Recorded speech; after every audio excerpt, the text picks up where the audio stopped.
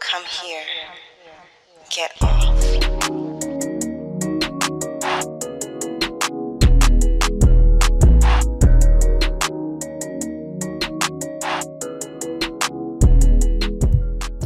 Hey y'all, so welcome back to this week's episode of The Turn On. Today we are reading A Private Affair, which was written by A.C. Arthur.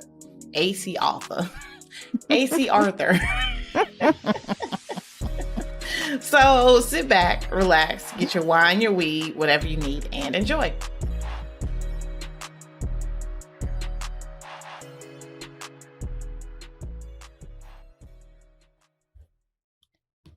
A Private Affair by A.C. Arthur. Her fingers shook only slightly as she grabbed the waist of his sweatpants. He took another step closer, and Riley pushed the pants down past his hips. She didn't bother pushing the boxers down, but instead reached her hand inside the opening and grabbed his dick. "That's it, baby. Take what you want." His words were raspy and sounded dirty. She liked them. Riley scooted her butt to the edge of the couch, spreading her legs so that Chaz was now standing between them. She jerked her hand from the base of his length to the tip, watching hungrily as her fingers moved over the silky dark skin. Her mouth watered and she dipped her head, extending her tongue, and took her first taste. She owned a penthouse in Manhattan, a Lamborghini, had a trust fund she hadn't touched a penny of yet, and thanks to her budding career in smart investments, became a millionaire years ago at the age of 25. But nothing she'd accomplished up to this point in her life had given Riley the surge of power she felt with Chaz's dick in her mouth. With her throat muscles relaxed, she took in his full length. Hollowing her cheeks, she sucked while her tongue licked the bottom of his shaft. One hand was still at the base of his dick, holding him in place, while the other fondled his heavy sack.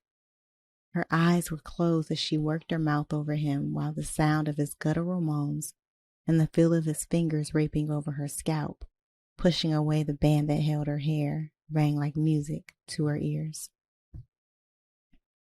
He pulled back and pumped into her mouth with slow movements that almost seemed painful if the sound of his grunts were any indication.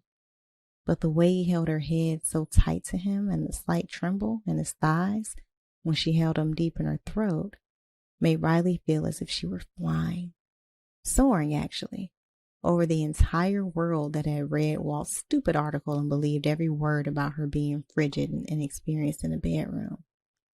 "Damn, your freaking mouth." His words were punctuated with deep breaths and loud exhales. "Your sweet, hot little mouth." Riley let her lips slide over his dick as she pulled back slowly. He wrapped her hair around his fingers and gripped tighter, trying to keep her from releasing him completely. That wasn't her plan. Instead, she flicked her tongue over the crest of his cock, easing into the slit that dripped sugared drops of his precum. He hissed, sucking air through clenched teeth as his head fell back on his shoulders. Riley had looked up just in time to see the moment of surrender in this infamous, sophisticated billionaire. Triumph was like a nightcap, and they hadn't even experienced the full meal yet. She knew the moment Chaz had reached his breaking point when, just as she sucked him in deep again and tightened her mouth around him, he released her head and stepped back from her hastily. "Take off your clothes," he grumbled as he pulled his shirt up and over his head in a matter of seconds. Riley didn't bother being offended by his command. She could still be in control of this interlude. When she was naked, she stood. Chaz had just finished removing his shoes and was taking a condom out of his wallet before tossing the wallet onto the table and pushing his pants and boxers down and off. He must have replenished his condom stash when he went to his room, because the two left over from last night were still on the nightstand in the bedroom. This one Chaz held between his teeth while he removed the rest of his clothes. Riley stepped forward, snapping the packet away from him. She tore it open and removed the latex so that when he stood gloriously naked in front of her, she quickly sheathed him. "This is what you want?" It was a question he didn't give her a chance to answer because before Riley could speak, Chaz wrapped an arm around her waist and pulled her against his chest. She tilted her head to stare up at him, and he bent down to meet her, crashing his lips over hers and taking a brutally hot kiss. Tongues, teeth, and moans mixed and mingled while naked bodies pressed together in the middle of the living room in a luxury Milan hotel. This could have been a scene in a movie, a tawdry sex flick, not the romantic comedies they'd been watching all day. He lifted her off the floor, wrapping her legs around his waist while his mouth still worked over hers. Riley wrapped her arms tightly around his neck as Chaz moved them back to the couch. She wasn't thinking of anything now besides how good his kisses were and how the taste of him would forever be emblazoned in her mind and when he sat on the couch, holding her close in his lap. Riley eagerly pulled away from his mouth. She dropped her hands between their bodies and grabbed his cock while lifting her body to position herself over him. Now. She breathed a single word just as the tip of his dick touched her wet opening. Whatever you want, he replied, before taking her nipple between his teeth for a quick tug. Riley gasped and slammed down onto him. He filled her completely, snugly, but comfortably. It took her a couple of seconds to let the pleasure of his presence inside ripple up her spine and spread throughout her body. Then she was riding, coming up on her knees and rotating her hips in a rhythm that once again had Chaz gasping and murmuring something about her lips, her tightness, and how much he enjoyed all of the above. She marveled in the words, let them wash over her with the unmitigated pleasure sex with him was bringing her. He matched her rhythm, cupping her butt tightly and licking her breasts as she arched over him. Riley was definitely soaring now, but this time it was over puffy white clouds that lulled her into a place where only pleasure existed. She bounced over him, knowing that it could only get better from this point. Yes, Riley, take everything you want. Let go. Take it all. He gave her permission, and she took it and more until her release crashed over her, splintering her into a million pieces that scattered over sweet, blissful clouds. Text copyright 2020 by artist C. Author. Permission to read text granted by Harlequin Enterprises, ULC.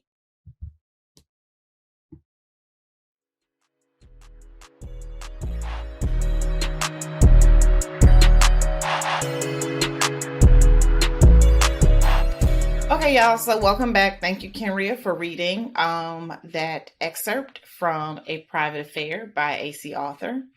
Arthur. It's kicking your ass. It is kicking my ass. AC Arthur. Thank you for reading that excerpt. So, what's the deal? What happened in this book? So, it opens on New Year's Eve in Milan. And there's these, I know, that's like very much what I find myself doing throughout this book because it's these very wealthy people. But it's really, well, we'll talk about that.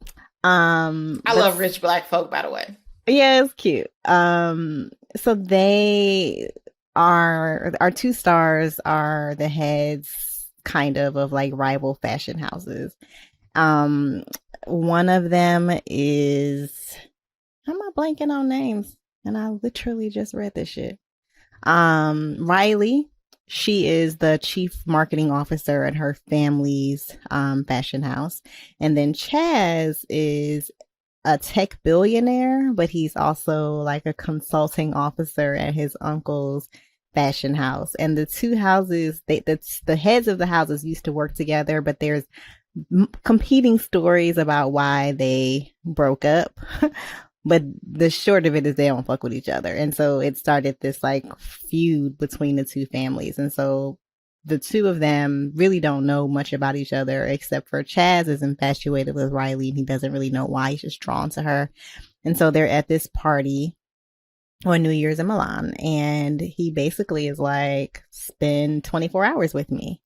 And she's attracted to him, but she's also like leery because of their family shit, but she also trying to fuck. So she says, okay.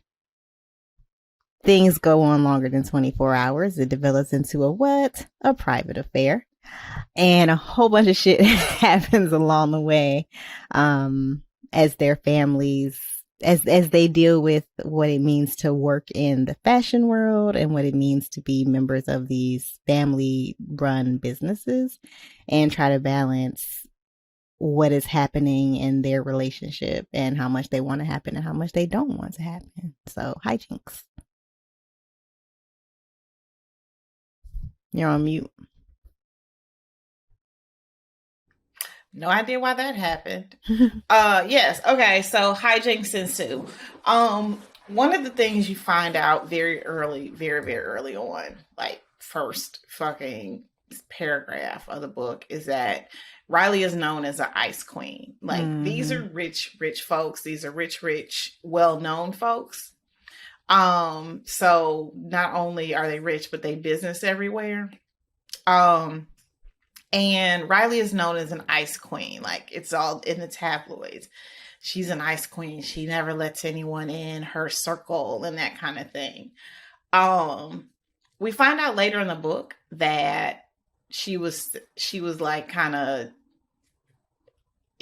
her story was made to be that by someone in her circle that was just like, I can't have you. I'm gonna make you look like shit in front of the world. Correct? Mm-hmm. And not that she answered this. I don't think she like necessarily leaned into it, but didn't go out of her way to stop it. Correct? Well, it's interesting. I think that in her effort to then keep her business to herself because she didn't want it to be used against her, that she then came off as icy, but it was really a self-protection type of a thing. So it wasn't necessarily that she was leaning into it. She was just trying to protect herself. But also the other part of that ice princess thing was that nigga said that she was frigid in bed, which was another thing that, yeah. So as I was reading this, every time they talked about Ice Princess, I was just like, this is some like patriarchal bullshit, right? Yeah. Yeah. Like I could not get past that part of it all because it's like she's just trying to mind her fucking business and stay out the fucking paper. But she's then labeled as an ice queen, you know? I'm like, what the fuck does that mean? Not wanting to fuck somebody doesn't mean that you are, I don't know. And does it matter? What if you don't want to fuck? Like, why is that used as a negative thing? And that is really how she's painted. Like, ooh, she don't want nobody to touch her, or something wrong with her. Well, it's a lot of motherfuckers that don't want nobody to touch them. Yeah. Yeah. You know, this made me think, I remember when we were in school, I think I said it on here before, like, people have approached me and was like, I thought you were really mean. And I'm like, me?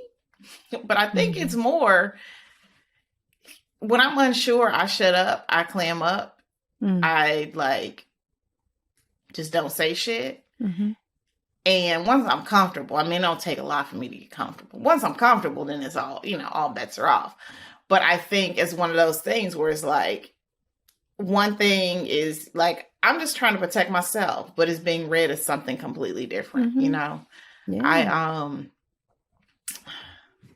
going to hate even bringing this up. I would have never put this on the 2021 bingo card for the Turn On podcast. But anyway, I was watching Real Housewives of Beverly Hills. Kathy Hilton is a guest on there, right? Kathy, and then her sister Kyle Richards is like a long time housewife, and Garcelle Bouvier, whatever, she is a housewife, and so yeah, she's like the one black housewife. There's so much racist shit that goes on in there, but anyway, so she's the one black housewife, and a lot of times she just says what's on her mind, right?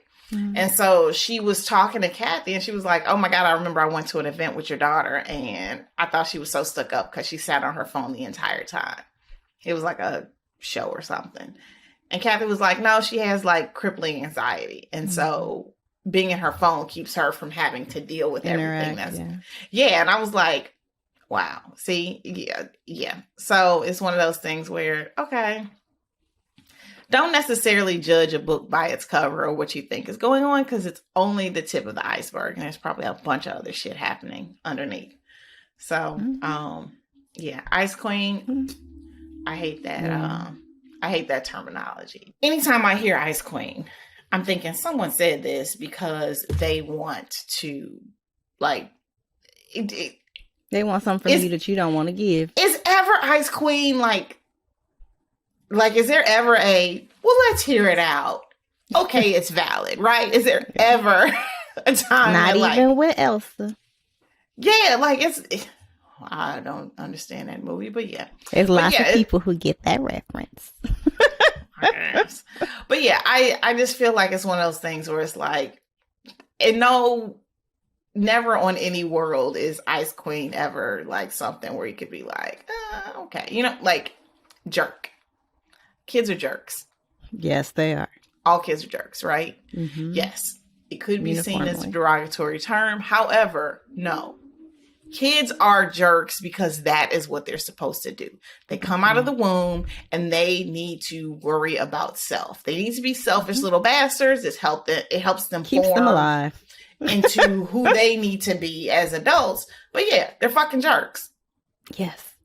I have to remind myself so often, oh, right, they're this age. For time a kid is a jerk. Girl, I'm like, oh, yeah. Yeah. So, okay. So her ex spreading rumors because he was a piece of shit and then felt like he needed to make her look crazy in the world. I've been there. What'd you say? I said I've been there. Ooh, do tell.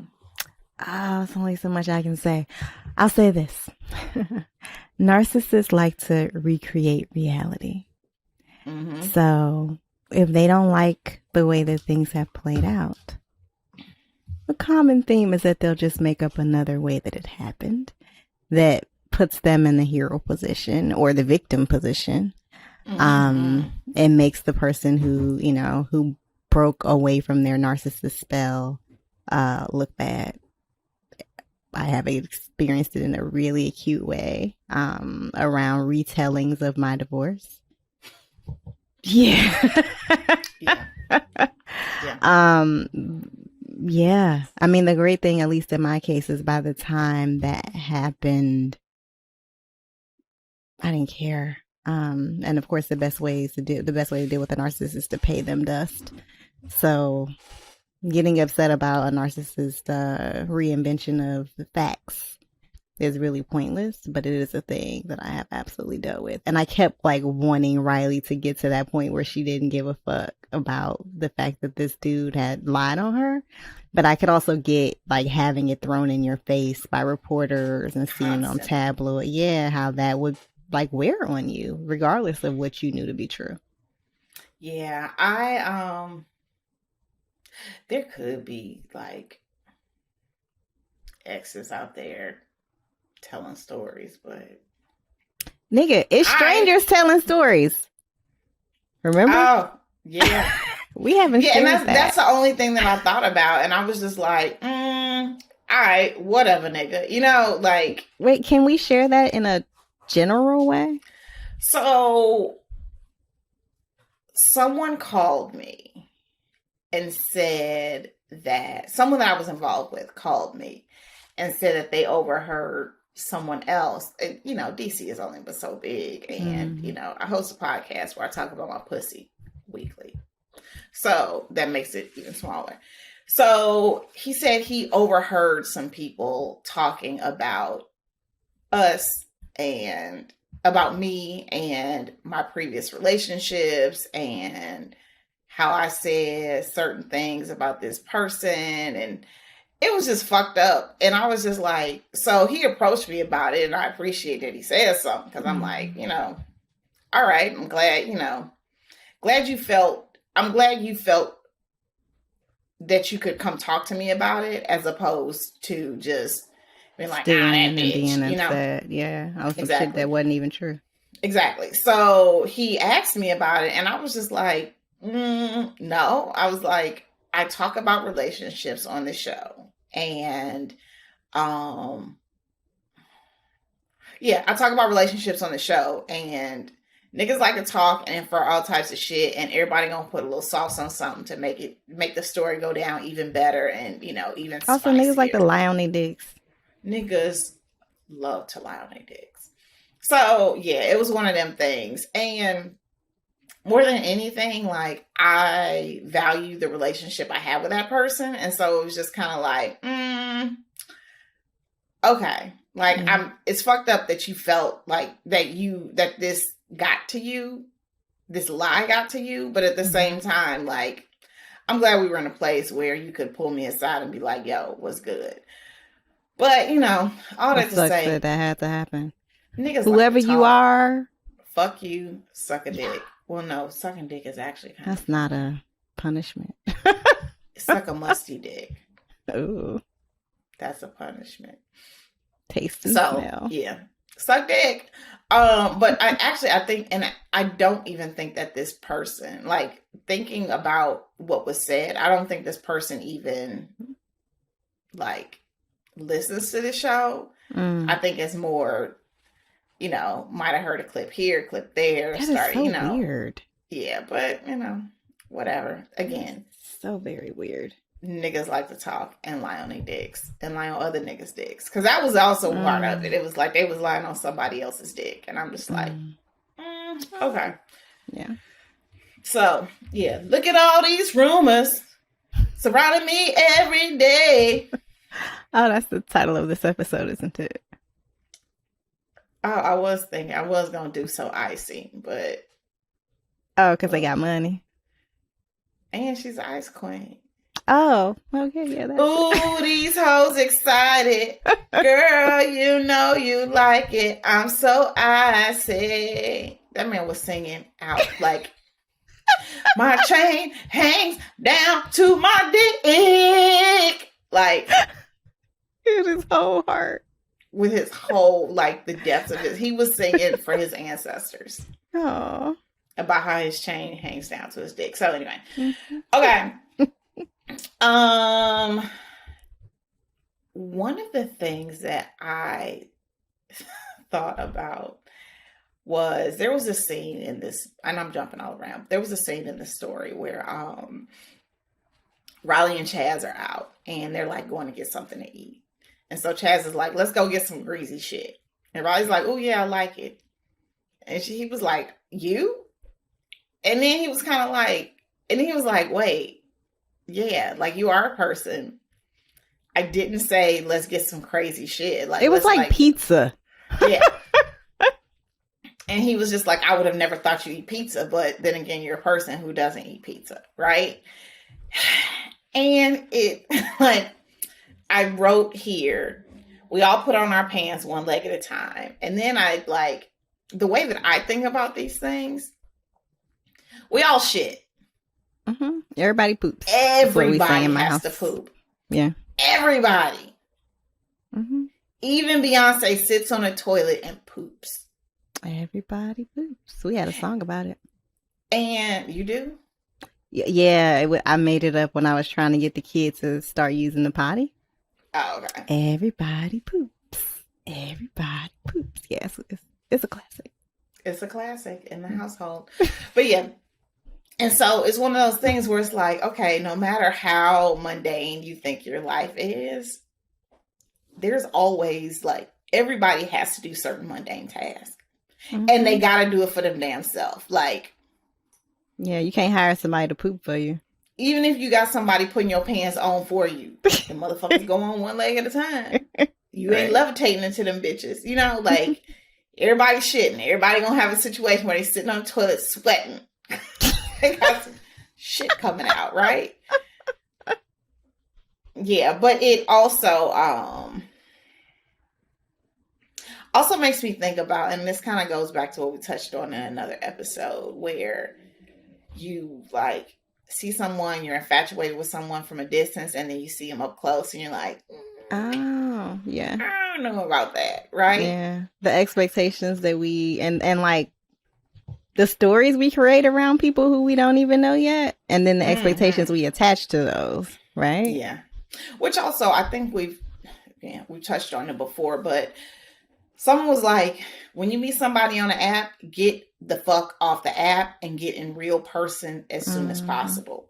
Because and actually, I like that Hinge has this feature now where you can record voice memos. Yeah. That's cute. And like, and add it to your, like, it's on your profile already, or you can send it after you connect? Yeah.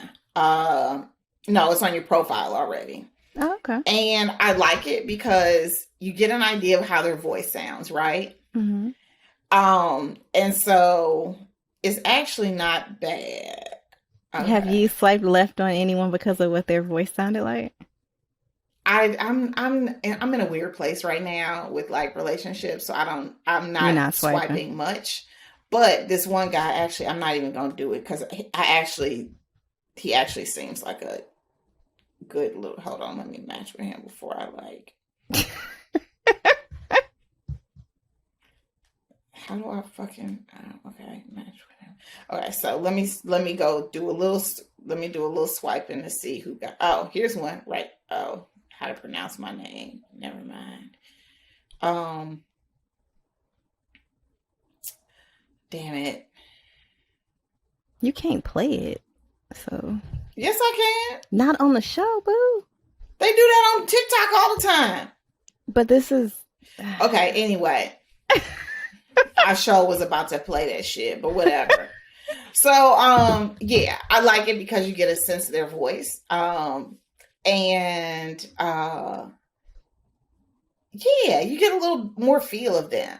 But I have had situations where I met people. I mean, shit, you an African Santa. Like, you meet somebody and you're like, oh, this person is cool. All right. And then you meet them in person and you're like, not so much. Right. But you know, I met African Santa in person. It was another guy. It was another guy that kind of catfished you. Twice. I was just talking to my daddy about that. So I was asking him what he was watching on TV. And he was like, he said, I was looking at MTV, but I just switched over to such and such. I was like, what the fuck do you watch on MTV? He's like, I watch what all the young people watch. It's just like that, because that's what my daddy sound like. And I was like, what do you mean? He's like, well, you know, that ridiculous whatever show. And so then we had a whole conversation about how I can't watch that. And then he said he also watches Catfish. Okay. And he was like telling me about his favorite episodes, which one of them apparently is the chick who thought she was talking to Bow Wow, but she was not. She was talking to another chick. Poor thing. That was early. That was early Catfish. That was like when Rolling Ray was still on Catfish. Rolling Ray was on Catfish. He was on Catfish. That's how he really. Yeah. I didn't know. I was.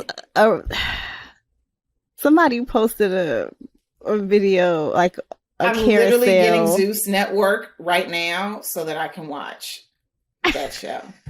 Well, I don't know what this clip was from, but it was very much what you are always like doing to show me that it's like Rolling Ray. And I was like, oh, this is exactly what Erica's always talking about. Yeah, he did this. So there's this show on Zeus, which is like a $3.99 a month subscription network. And it is like, if reality TV and Instagram were actual magazines, and you cut them out, and then there were like the pages that like fall to the floor, like the scraps and little bits and that kind of shit, and you sweep that shit up and make it into a network. That is Zeus. Okay. So I had it when I was recovering from my mastectomy, because that's because y'all were watching. We were watching trash. We were something with people in a house. We were literally mainlining trash. Like, it was like, inject that shit into my veins. So there's this new show called The Talk or The Conversation or whatever, and then they take like two reality people and they put them in a room and make them talk to one another. And so Bobby Lights and Rolling Ray have one together. I was like, who the fuck is Bobby Lights, and why are they beefing so hard? Again. if Love and Hip Hop was a magazine, Love and Hip Hop Miami is like a page, right? Uh-huh. And on that page is Trick Daddy and Trina and Marla Negra. And then on the edge of the page is like Bobby Lights. And you're trying to cut out the picture of Trina. So you cut the picture of Trina and then Bobby Lights falls to the floor. And you're like, you know what? We're going to give him a show. We got to sweep some shit up. And then somebody going through like, oh shit, this ain't half bad. Let's make a show. Wow. And that is it. So yeah, I'm about to get it. Pay my $2.99, $3.99 so I can get it for the month so that I can watch all the trash. They have like niggas I didn't even know was beefing. They be on there like, and the idea is to sit down and talk. It started with Princess and Ray J, but now they're like executive producers of the show. So I'm kind of like, I thought y'all was divorced. Whatever, neither here nor there. So, how the fuck did we get here? Wait, I was talking to my daddy about catfishing. Oh, and okay. so then we started talking about apps, and I was explaining to him that it has happened to me kind of a couple of times. It was the one nigga whose pictures were 20 years old, at least. And then it was a dude who was probably a couple 100 pounds over what he was in his photo, which was not the issue. The issue with him was the same issue with the old nigga who was also still attractive. You lied. You fucking lied. It's just that simple. Like, just don't lie. Yeah, because I actually might have fucked with you had you just been honest. Great guy, except, well, it was the lying, and then he ain't had no boundaries with his family, like at all. Yeah. Yeah. So, yeah, catfishing. Again, not sure how we got there, but all right. Okay. Question. Would you rather have fame or fortune? Fortune. All day. I don't need no. I don't need. I mean, I love all y'all, but I don't need to be known. I don't need. Yes, I do need y'all, but you know. Yeah, but I'm not interested in people interrupting me while I eat or talking to me in general. And that doesn't mean if y'all see me, you shouldn't say hello as long as you have on a mask and you stay far away. But it does mean that if I had to choose, I would rather have the money. Yeah, like hands down. I'd love to be anonymous and rich. Yeah. That's why it was on Twitter last week, some white dude like filmed himself finding out that he won $1 million in the lottery. Fuck and that. Somebody was like, when I tell you that this would never happen with black people? Never. Like, y'all would never know just I get won. like money. You would just be getting money and not know where the fuck he was getting money from. And don't ask questions, it's legal. Exactly. That's it. That's all you need to know. And the people that fucks with me gonna know to shut the fuck up. She said it's legal, all right. Exactly. You know? Yeah. It's no contest. Okay, so there was a scene where Chaz came to Riley's house and saw what looked like a paperweight. Yeah. On the mantle or some shit. It was a crystal dildo. It was. And it's so interesting because I think that, so I believe in all that shit. I believe in sex magic. I believe in crystals, all that shit. And so I was like, ooh, she's crystal pussy. She's crystal pussy Twitter. I knew you were going to say that when I read crystal pussy Twitter.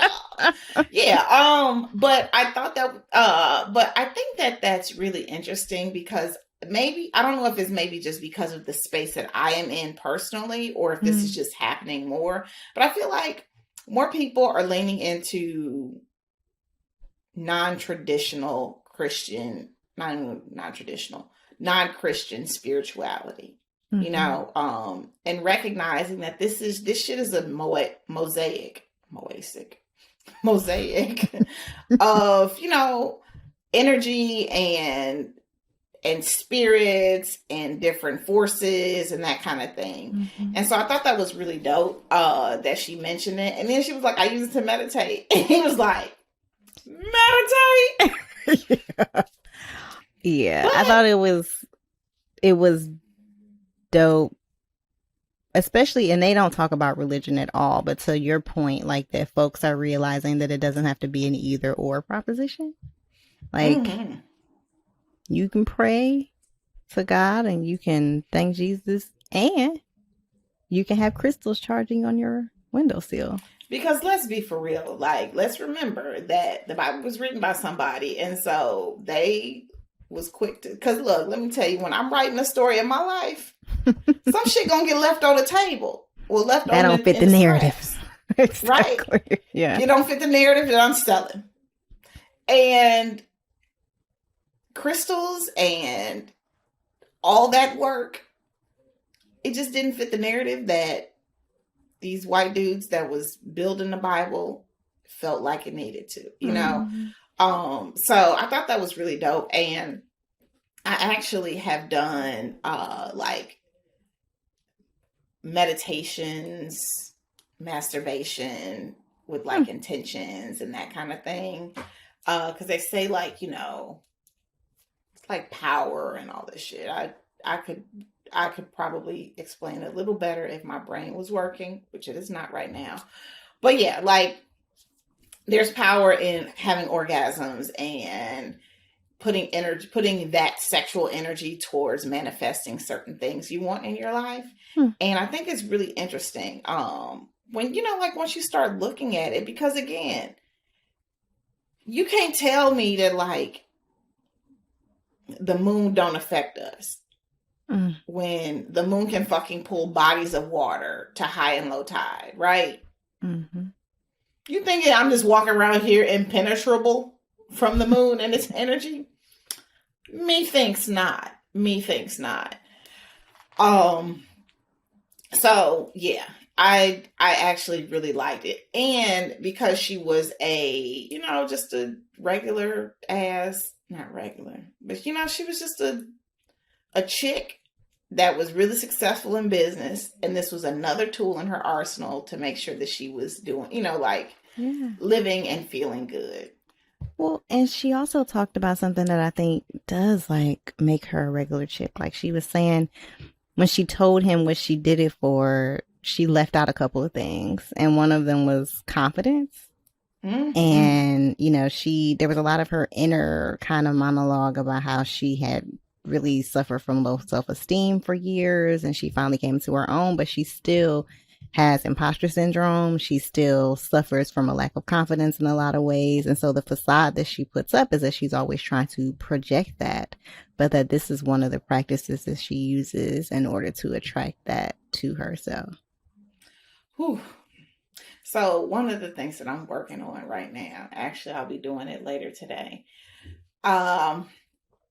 With my business, I have a business coach, and one of her things that she like presses on us to do, I mean, like we're working on, you know, like how to close a sale, how to sell yourself, how to properly market your product and explain what you do. And do niggas really need to know what the fuck you do? They just want to know what the results they're going to get, that kind of stuff.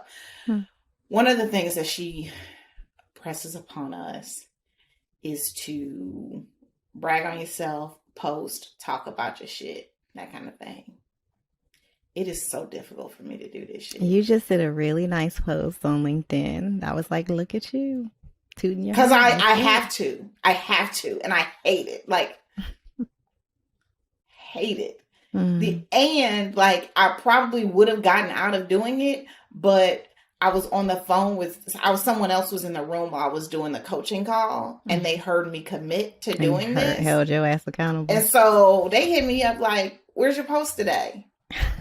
So something else that I had to commit to is going live.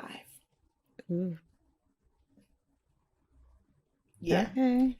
I hate that shit. Like, I struggle with it for fucking the Turn On podcast, which is something I love and adore, right? And I mean, I love what I'm doing. But yeah, it is. I am trying. Like, I am trying. Yeah. So I will say this, right? Mm-hmm. When I'm in book promotion season, like when I have a project to promote, you know how much I hate that shit, right? Like I'm doing podcasts, I'm doing book events, I'm doing whatever.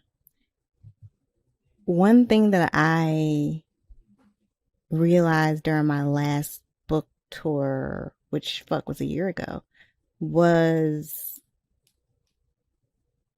that you have to find the ways of doing that feel good to you. Mm-hmm. So expanding your platform, yes, but finding the ways to do it that feel good and drawing boundaries around the ways that don't. And so, like, I don't know how. I know for me, some of the things that folks were pushing me to do literally would push me to anxiety attack, like doing live, not even just live TV, but live TV sucks, but also doing like tape segments or like national TV, like that kind of shit pushes me to panic attack state. Mm-hmm. And after a couple of times of doing that in that last cycle, I just was like, you know what? I'm not doing this anymore. It's off the table. Yeah. Yeah. Because it wasn't worth how shitty it made me feel. Yeah. For whatever boost we thought it was going to give. And so just want to encourage you to do some thinking around what feels good in your body. Yeah. And so I'm trying, and that's what I'm doing. Like I said, I got to go live, and I'm going live on Facebook in the group in that particular group. Right. Mm-hmm. So it's not like I'm going live broadcasting to the masses. And it's more right now just for me to see if this is something that I'm comfortable with. You know, like I don't want to give anything a no until I say like, okay, I've honestly tried it. Mm-hmm. But like my LinkedIn post yesterday, I can do more of those, right? Because it was, it happened, right?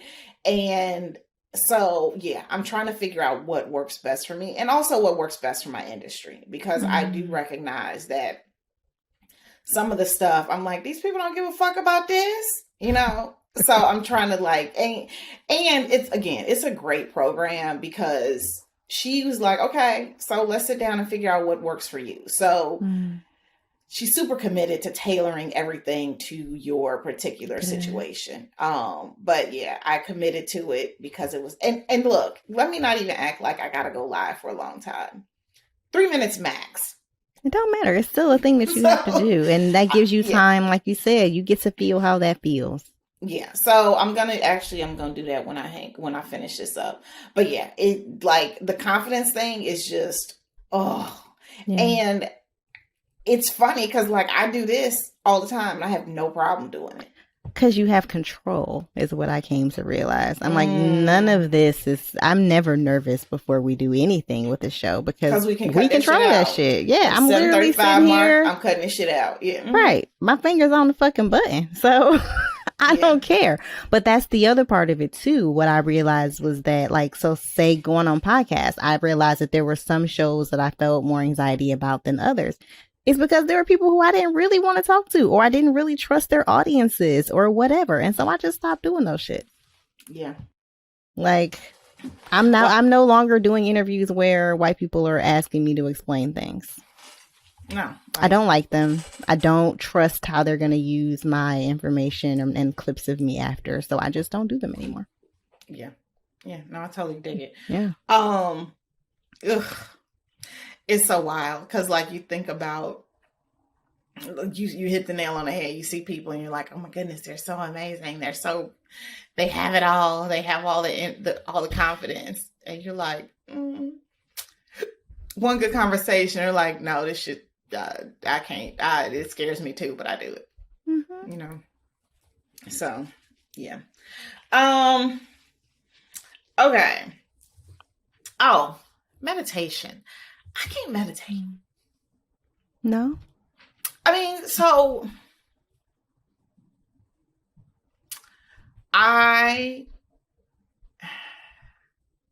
it's hard for, I have to be very like incremental in my meditation. Mm-hmm. Like I can't just sit and meditate for like minutes and hours. No. Mm-hmm.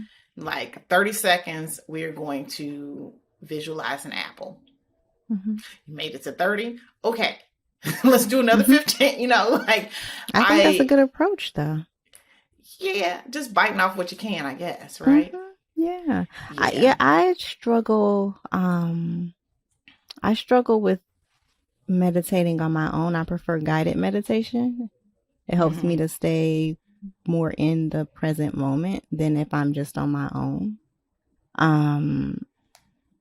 Also, I'm finding, because of my autonomic dysfunction, I have trouble calming, like bringing my body to a calm state oftentimes. Particularly like when I lie down in the middle of the day, like either I fall right asleep, which is most of the time, but then there are some times where I have to lay down because my body can't be upright anymore. But everything, it's like it's on coffee.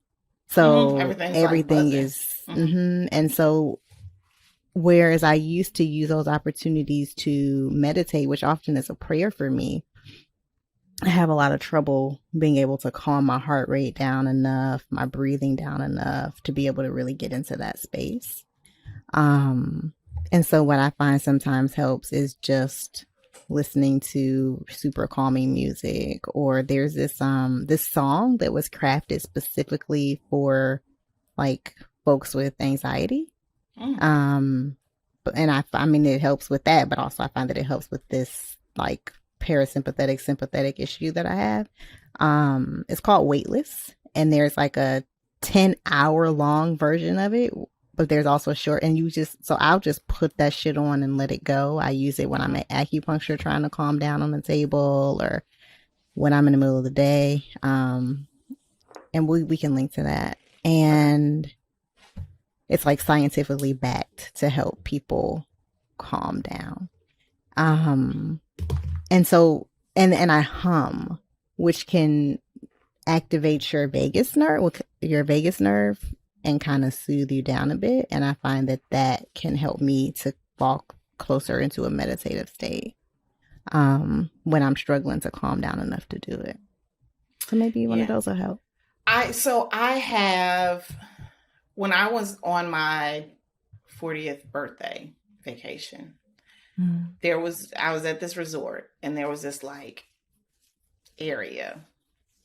It was the weirdest like little space to like even sit at, but I found myself sitting out there listening to books on tape, and I just happened to take a picture of it, and that seat, that space is where I always take myself back to when I have to calm down. Because like one of the things I'm dealing with is blood pressure. My blood pressure, it's not high, it's elevated, right? And so I've talked to my doctor about it, and I was like, I don't know. And she's like, we don't need to put you on medicine because it's not so high. You know, if you're on medicine, it's going to take it too low.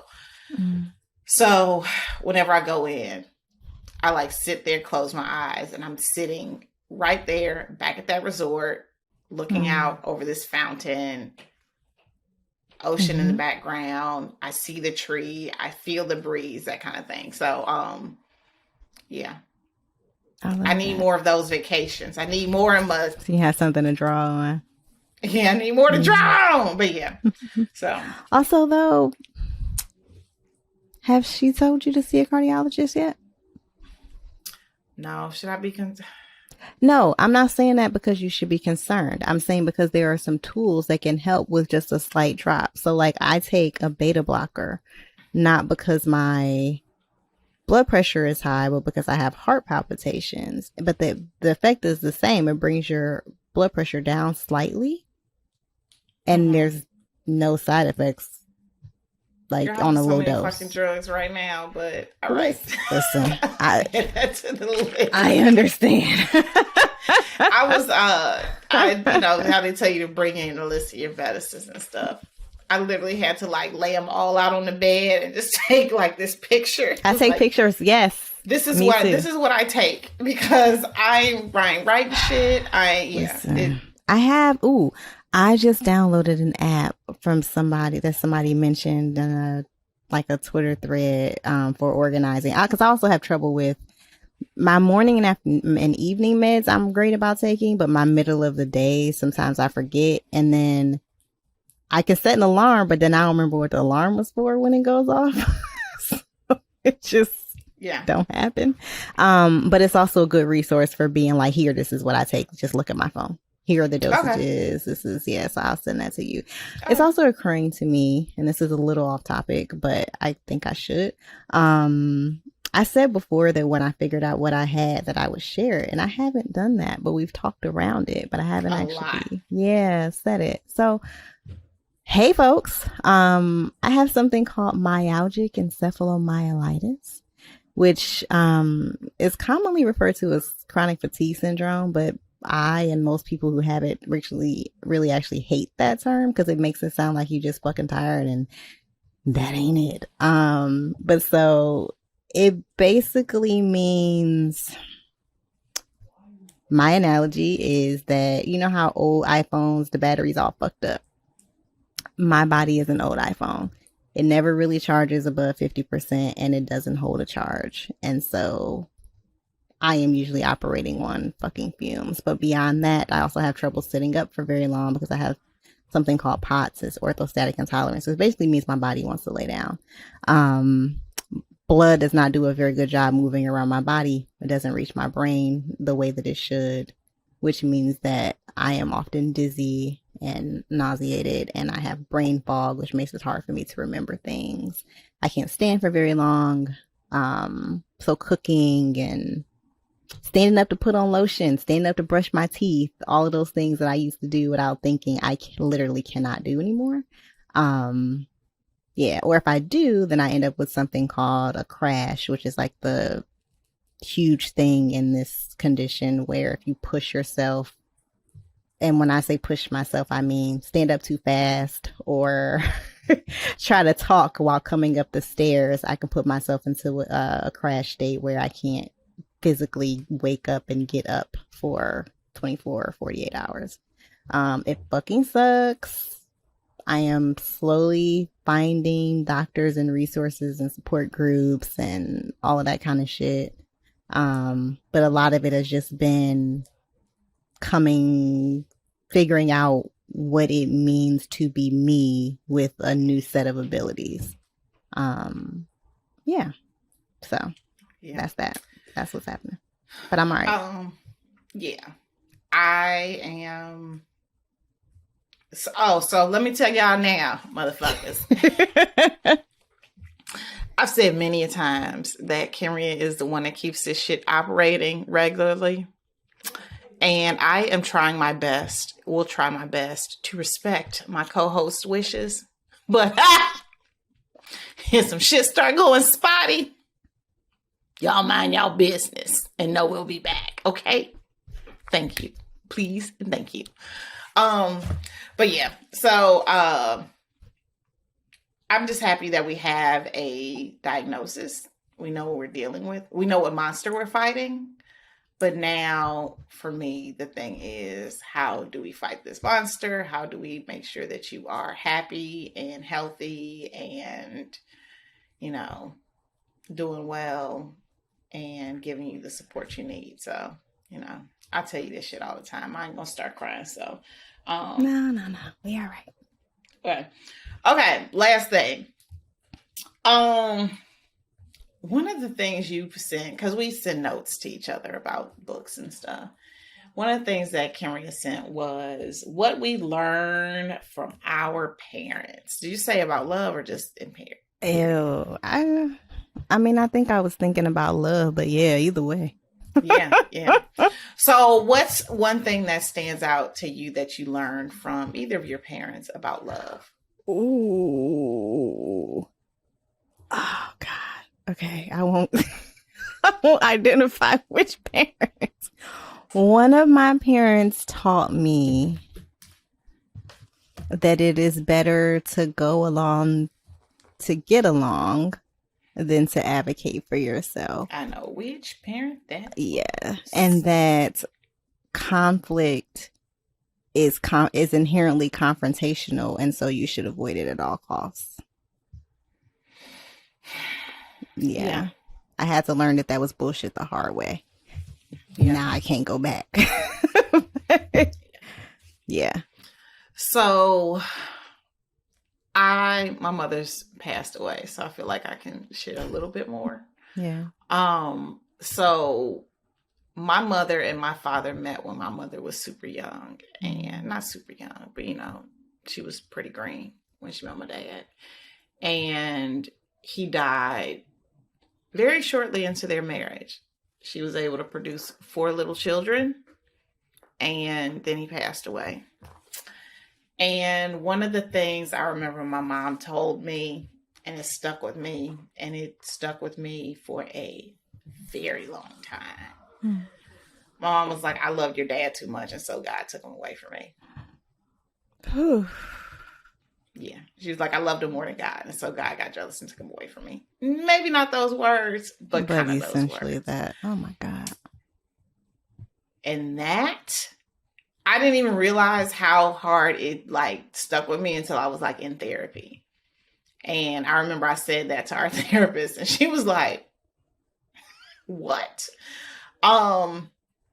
Yeah. And I lived with that shit for a really long time. And I think it affected how I went into relationships and how I loved. And, I always looked at love as a temporary thing, on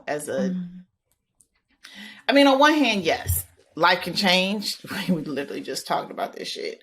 Life can change on a dime. People can be here and not.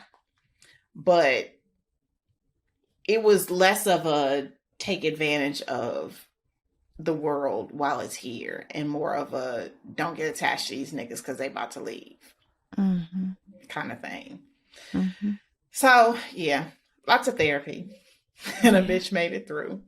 But it also makes me very careful about how, because if my mom was here and I told her, she said that she might not even remember it, right? When I tell you that every time I have told my parents about some fucked up shit they said to me, oh, what? They never say, well, no, sometimes they say they didn't say that, but most of the time I don't remember saying that. Yeah. And so it makes me try to be more conscientious about what I say around my kid. But also, it also makes me realize that he gonna have his interpretation of shit. He just gonna have his interpretation of shit. So all I can do is make sure that he has the tools and resources in place so that when he has this interpretation, be it correct, factual or not, he's able to deal with that comes from it. I mean, yes, sure. But that's not all you can do. You can also do the first thing that you said, which is being really intentional about the shit that you say to him and that you say around him. Definitely. But I think those two things go hand in hand. I was talking to a homeboy and he was telling me how his son had said some shit. And he was like, he was like, I have to look at this nigga like, no, nigga, that's not how you were brought up. It was on some struggle shit. Yeah, I had to struggle. And his daddy was like, no, nigga. And I can show you pictures of you never went to bed hungry. Yeah, I ain't never been to Disney World. My parents ain't never take me on vacation. He's like, nigga, 369. These are pictures from you holding Mickey Mouse's hand, right? So that's what I mean. Okay. And so there will be things that he gonna just flat out be like, you did this. And I might have to be like, did I? Or if I hit on some I don't remember doing it, I'll definitely be like, I don't remember doing that, but I apologize. Yeah. Right. But yeah. Which is powerful. And I don't think enough people finish that sentence that way. Yeah. Yeah. Because it's it's perception, intent, right? And impact. Yeah. Yeah. Yeah. So, whew, girl. Going through this shit as a parent, going through raising a kid really makes you dig up the shit you were subjected to as a child. Yes. For better. This kind of reminds me of what Jacqueline said when we were interviewing her when she was talking about caring for her mother. She was like, this is just reflective of the shit she put me through. I mean, and she's a caring caregiver. She cares for her mother very well. And it's just, like, that shit gonna come back around, and yeah, sometimes it's, it ain't so pretty when you receiving the same shit you dished out, Yeah. That's it. Yeah, so. But, okay, that's all I got. You got anything, boo? Nah. I think that's it. It was I guess just that it was interesting being in this space with these people who have so much fucking money. Yeah, they're like, just take my car. Right. Like, and not like a driver. Not like borrow my beater, my Honda Civic to like run around the corner. No, this is like, my driver will take you home. Exactly.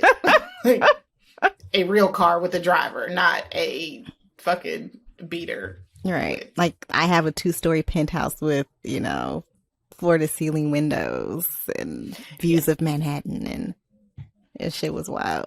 It was an interesting, I'm like, oh, I don't know this life. And they very casually behind the curtain. Yeah, for sure. Yeah. Mm-hmm. Well, all right. That's all I got. You got anything else for us? Nope, that's it. All righty. So we will be back with our segment, What's Turning Us On? You guys just say it again. Just say it. Okay. What's turning us on? Okay. Hey, y'all. Today's a great day to start your own podcast. Whether you're looking for a new marketing channel, have a message you want to share with the world, or just think it'd be fun to have your own show like us, podcasting is an easy, inexpensive, and fun way to expand your reach online. And Buzzsprout is hands down the easiest and best way to launch, promote, and track your podcast.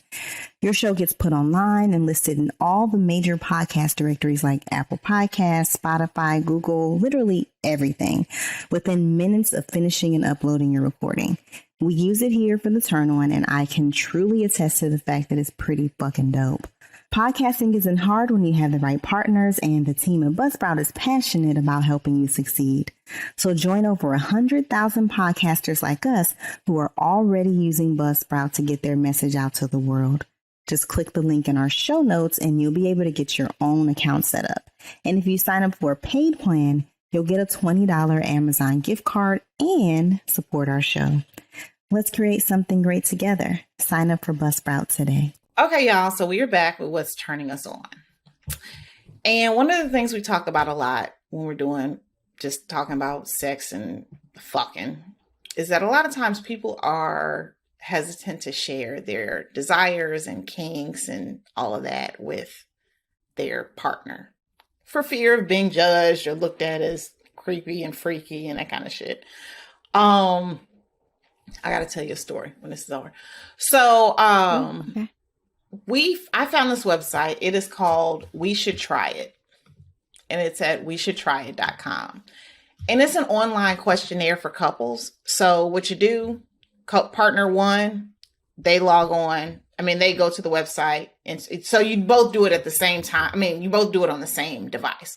So partner one goes to the device and there's a list of questions. And it's like, do you want to do bondage? Do you want to try anal? Do you want to try edging? Let's try this. Let's try this.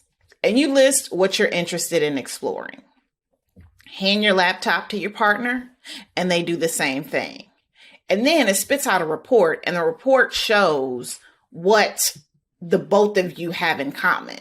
So you can be comfortable to say, hey, I really want to try water sports without your partner being like, because your partner might want to try it. And then y'all look at each other and be like, oh, did we become best friends? Or it don't show up on their part. And you're like, I wasn't that interested anyway, So I think it's a really dope website. I think it'll allow couples to kind of get a little bit more open and understanding about new things. So yeah. That's what a pearl necklace is? I thought that was something else. So I'm like, you know what a pearl necklace is? I thought it was something else. What did you think it was? Like sucker bites? Like, no, it's when they skeet on your chest. Remember, Yeah, because there was an episode of Sex in the City where the man was like, "Oh, I got a pearl necklace on a private plane." nigga, did not know what that meant. I thought it was like a bunch of sucker bites. I never knew what it meant. Yeah. Anyway, Like, okay, but anyway, I ain't gonna, no comment. I've been gifted a few pearl necklaces in my life. I'm like, didn't even know it. Didn't even know it. So yeah, we should try it.com. Give it a try. It's cute. It's fun. Cute. I feel like it's a great activity for couples. Yeah.